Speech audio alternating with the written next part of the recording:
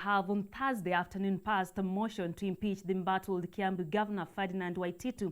And as Chris Sambu now tells us, 63 members of the county assembly voted for his ouster, which required 2/3 of the total 92 members, while only one member voted against his impeachment. Take a look.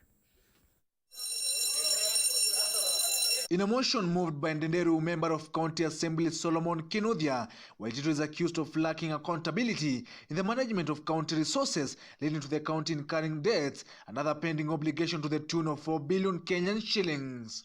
The county governor exhibited gross misconduct in the following ways under Article 227 in our Constitution: conflict of interest and contravention of public procurement and disposal acts in influencing the award of lucrative tenders to companies associated with immediate family and close relatives against Article 227 under sub-Article 1.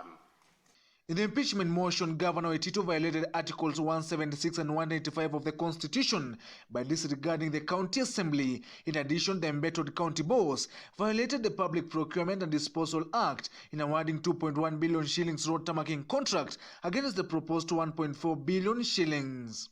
The reality of the last 2 years is that the governor and his close associates have ridden roughshod, as documents we are going to tender into evidence will show that he's registered special purpose vehicles for purposes of procuring services.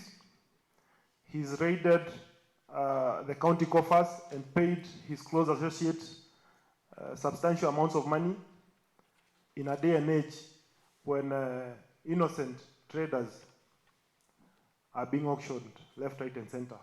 163 members of the County Assembly voted for his ouster, which required 2/3 of the total 92 members, when only one voted for his stay. 28 members believed to be allied to Waititu were absent during the exercise. As I conclude, I would wish to, Honorable Speaker, the reality of the... Waititu's troubles began after the Director of Public Prosecution, Nordin Haji, in July, ordered his prosecution over the alleged loss of 580 million shillings in an irregular awarding of a tender.